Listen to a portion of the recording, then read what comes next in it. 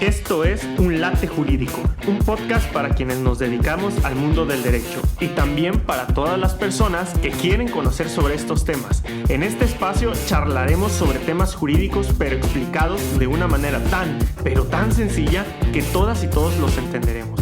Soy Tonatiuh Arroyo y estoy convencido de que debemos generar una cultura jurídica accesible para toda la sociedad. Así que prepara tu latte y disfrutémoslo juntos. Bien, ya estamos en un nuevo episodio de su podcast Un Latte Jurídico. Soy Tonatiuh Arroyo.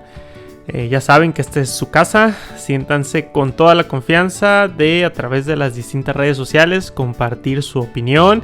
Si les parecen interesantes los temas, por ahí recomendarlos. Si tuvieran alguna duda, si les gustaría que platiquemos sobre algún tema en particular, pues también se vale proponer. Híjole, esta semana tuve una semana muy cargada de actividades. Apenas estamos grabando un nuevo podcast y estamos generando nuevo material para esta semana. Pero aquí estamos con toda la actitud y viendo para adelante siempre. El día de hoy quiero que platiquemos sobre un tema que a mí me gusta mucho.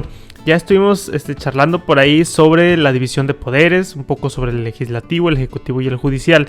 Pero el día de hoy quiero que puntualicemos en lo relativo a la función legislativa, que en este caso pues, le corresponde a los congresos de los estados y al Congreso de la Unión.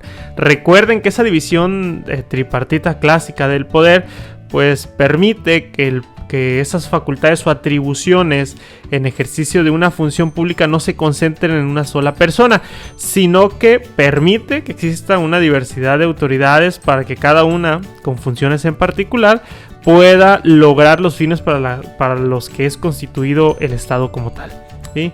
En el caso del poder legislativo, me gustaría hablar sobre 4 elementos que considero son importantes para poder dimensionar cuál es la función que sigue este órgano. Primero, hablamos de un elemento democrático. Definitivamente, cuando nosotros referimos al concepto de democracia, pues hablamos del poder del pueblo, ¿no? Nosotros como ciudadanos, como ciudadanas, dice la Constitución, decidimos, ¿sí?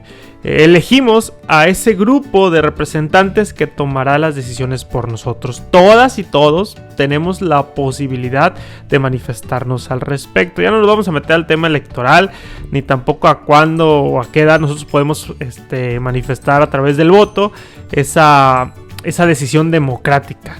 Pero bueno, en una democracia es importante señalar que no solamente cuenta o vale la decisión de las mayorías, sino que también es igual de importante la opinión que pudieran tener los grupos minoritarios. Ubíquense ustedes, estoy seguro que algunos han por la televisión por cable, incluso por internet, las redes sociales, han visto las sesiones del Congreso de la Unión, ¿sí? Llámese Cámara de Diputados o bien Cámara de Senadores, o bien de algún congreso de la entidad federativa de la que nosotros residimos. Y por ahí los asuntos que se someten a la deliberación de ese tipo de organismos, pues se deciden a través de un voto mayoritario. Y a veces nos quedamos con la idea de que el tener más votos, ¿sí? O que las decisiones fluyan por la mayoría de votos en un sentido, quiere decir que eso es una democracia. La realidad es que va más allá este concepto, ¿sí? Podemos tener una plática muy extendida sobre el concepto de democracia y estoy seguro que no abarcaríamos todos los elementos que lo integran. Sin embargo, me gusta aclarar luego cuando me toca platicar sobre el tema, que además de esas mayorías, pues es importante abrir espacio para que los grupos minoritarios, ya sea un partido político, una organización política que tenga un número inferior dentro de un congreso, o dentro del Congreso de la Unión, tenga la posibilidad de opinar tanto a favor como en contra, ¿sí? Por eso es que es importante que nosotros entendamos que en una verdadera democracia vale la opinión de la mayoría como también de los grupos minoritarios. El poder legislativo, como segundo elemento, es un órgano de representación, ya lo decíamos. A ver, nosotros nacemos libres naturalmente, pero desde ese plano de libertad hay ciertas necesidades que nosotros no podemos satisfacer. Por eso es que decidimos unirnos o crear esta sociedad, esta colectividad, para poder satisfacer esas necesidades. El punto radicó en que si a veces en un grupo cerrado o pequeño, como pudiera ser una familia, es complicado ponerse de acuerdo respecto a una situación especial. Por eso es que decidimos elegir dentro de toda esa sociedad a un número de personas que nos representen para que ellas tomen las decisiones por nosotros. Por eso es que los gobernadores, gobernadoras, presidentes, presidentes municipales, presidentes o presidentas de la república, diputados, diputadas, senadores, senadoras, fungen como nuestros representantes. ¿Sí? Nosotros los elegimos a través de ese elemento democrático para que ellos tomen las decisiones por nosotros. Y en el caso del Poder Legislativo, pues evidentemente que estamos en la presencia de un órgano representativo de la sociedad. Otro de los elementos, pues es el elemento político. Estoy seguro que a muchos, cuando nos preguntan por ahí si nos gusta la política, pues decimos que no. Evidentemente que muchas veces la vinculamos este concepto con el tema partidista. La realidad es que, por lo menos desde mi visión, ese concepto de política podemos darle un enfoque como más amplio, ¿no? Una visión diferente, donde el hecho de que nosotros, por ejemplo, estemos dialogando, platicando, ustedes me estén escuchando, cuando yo voy y doy una clase, cuando platico con un amigo, pues eso es hacer política, porque estamos interactuando socialmente, estamos manifestando una postura, tenemos una ideología que queremos externar, ¿sí? Y no necesariamente encajonarla en el tema de algún partido político. En el caso de los poderes legislativos, pues yo por lo menos lo veo como un órgano meramente político, porque ahí están representadas ciertas ideologías, en este caso partidistas. Cuando a mí me preguntan cómo estructuraría yo en cuanto a porcentajes las decisiones de un poder legislativo, pues hablaría que las decisiones se toman 99% por cuestiones o elementos de naturaleza política, y el otro 1% pues son otras cuestiones técnicas, y que no quiere decir que lo político esté por encima o sea más importante que los elementos técnicos. Los dos son igual de importantes, pero es también trascendental que nosotros visualicemos a estos poderes legislativos como órganos meramente políticos, ¿sale? Por eso es que luego en esas discusiones respecto a ciertos temas, pues encontramos esas ideologías partidistas, esas ideologías políticas, esas ideologías incluso personales de cada uno de los actores que intervienen dentro de este tipo de discusiones parlamentarias.